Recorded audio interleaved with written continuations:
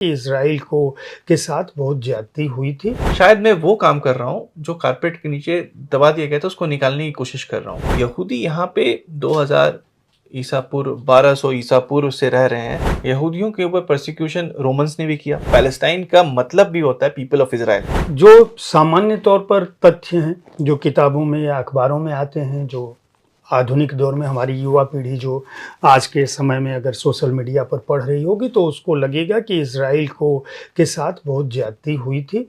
Palestine, वो तो Israel America और यूरोपीय शक्तियों के दबाव में उसको भी जगह मिल गई, नहीं तो नहीं मिली होती।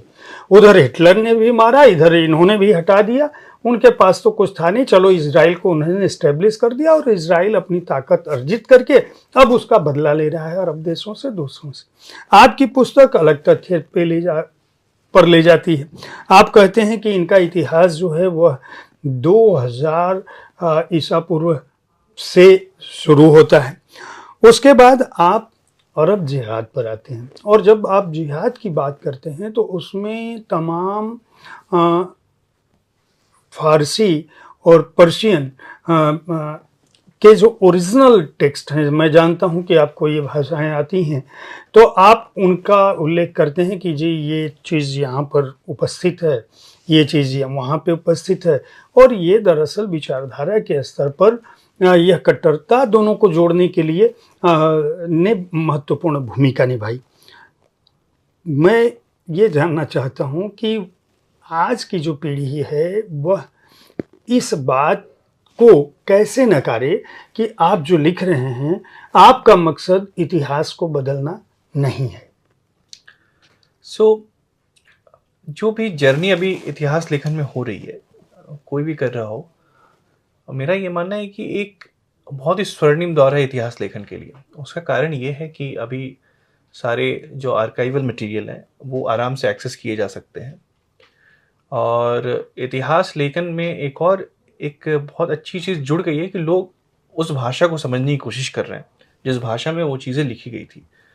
और हमेशा एक ट्रांसलेशन में एक पॉलिटिक्स इन्वॉल्व होता है। कई बार जो चीज़ें ट्रांसलेट की गई हैं कॉलोनियल एरा में, वो कॉलोनियल माइंडसेट से निकल करके आती थी, और कई बार जो भी उनको अपने बॉसेस को प्लीज़ करने के लिए करना होता था वो करते थे। ट्रांसलेशन में ऐसे ट्विकिंग हुआ करती थी। ऐसे में जब मैं एक ऐसा इंसान हूँ जिसके पास इतिहास की डिग्री नहीं है, मैंने इतिहास लेखन में या फिर इतिहास में कोई डिग्री नहीं प्राप्त करी है, मैं एक आर्किटेक्ट हूँ।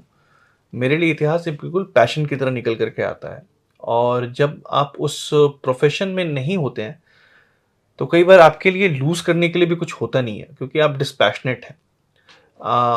अगर मुझे ज़िंदगी बहुत आम तौर पर चलानी होती तो शायद मैं एज ए आर्किटेक्ट अपना लाइफ कंटिन्यू कर सकता था, मुझे इन चीज़ों में पढ़ने की ज़रूरत ही नहीं थी। लेकिन मुझे ऐसा लगा कि जितनी भी इतिहास की किताबें हमको अब तक पढ़ाई गई हैं, उसमें मुझे नज़र आ रहा है कि प्रॉब्लम्स हैं जब आप साइंटिफिक टेम्परामेंट से उसको देखते हैं। अब इस किताब में भी मैंने क्या किया है, आर्काइव से मटेरियल उठा करके, ओल्डर मैन्युस्क्रिप्ट से टेक्स्ट उठा करके सामने लोगों के रख दिया है। अब आप खुद तय करें कि मैं इतिहास का पुनर्लेखन कर रहा हूँ, या फिर इतिहास को रिवाइज करने की कोशिश कर रहा हूँ, या फिर मैं सिर्फ वो इतिहास को निकाल के लेकर के आ रहा हूँ जिसको कारपेट के नीचे दबा दिया गया था। शायद मैं वो काम कर रहा हूँ जो कारपेट के नीचे दबा दिया गया था, उसको निकालने की कोशिश कर रहा हूँ। और अगर ये निकाल करके नहीं रखा जाएगा तो आज भी यही होगा कि अगर यूनिवर्सिटी कैंपसेस में बच्चे बड़े खुश होकर के जाते हैं, बोलते हैं फ्री पैलेस्टाइन, लेकिन उनको उसका रूट नहीं पता है। अगर आप फ्री पैलेस्टाइन मूवमेंट को हिटलर से जुदा नहीं कर सकते हैं, ये दोनों साथ साथ चलते हैं, क्योंकि अगर हिटलर नहीं होता तो ये मूवमेंट इतना बड़ा नहीं बनता। और हाँ, यहूदियों को जगह दिया था कॉलोनियल पावर्स ने, उन्होंने तय किया कि वो यहाँ आएंगे, लेकिन उससे पहले भी कहानी है। कहानी 1948 में नहीं शुरू होती है। और जैसा कि आपने खुद भी बताया कि मैंने पुस्तक में इतिहास के बारे में लिखा है कि इतिहास क्या है, तो यहूदी यहाँ पे 2000 ईसा पूर्व 1200 ईसा पूर्व से रह रहे हैं, और बाई 1200 ईसा पूर्व उनकी रिलीजन पूरी से एस्टैब्लिश हो चुकी है। ये लैंड पे वो यहाँ है। जब नए रिलीजन्स आते हैं उनके ऊपर परसिक्यूशन शुरू होता है, फर्स्ट थ्रू क्रिश्चियनिटी, उसके बाद इस्लाम के थ्रू, तब वो वहाँ से पलायन करना शुरू करते हैं, और वो एक धिम्मी की ज़िंदगी जीना शुरू करते हैं। धिम्मी is a status given for the people of book, जो किताब के लोग होते हैं, मतलब जिनके पास किताब है। जी। लेकिन आप सेकंड क्लास सिटीजन हैं और आपको एक अलग तरह की ड्रेसिंग करनी पड़ेगी ताकि आप रिकग्नाइज हो सके कि आप धिम्मी हैं। आप जिजिया टैक्स भरते हैं। आप अपने रिलीजियस प्लेसेस को कंस्ट्रक्ट नहीं कर सकते नया, इतनी सारी पाबंदियां थी। और ऐसा बोलते हैं कि ये प्रोटेक्शन के लिए था। तो सवाल ये उठता है, प्रोटेक्शन किससे? अगर आप एक सिटीजन, आप प्रोटेक्शन के लिए क्या टैक्स पे करेंगे आप? तो ये तो बिल्कुल गलत था। और उसके बाद फिर यहूदियों के ऊपर परसिक्यूशन रोमन्स ने भी किया।